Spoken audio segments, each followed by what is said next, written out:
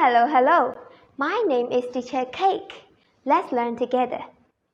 Today, we are making paper flowers.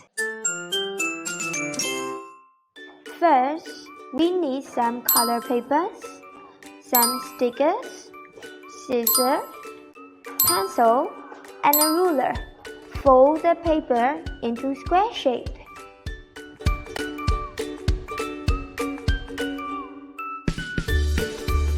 Cut out the excess part.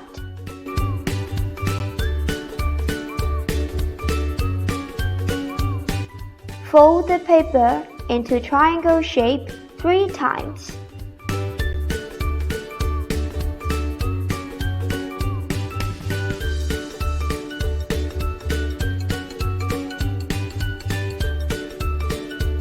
Draw a circle on the paper.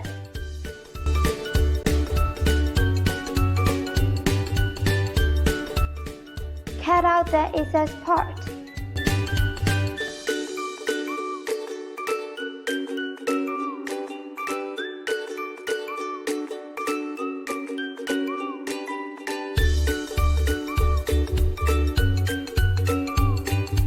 Now that we have a flower, put the sticker in the middle.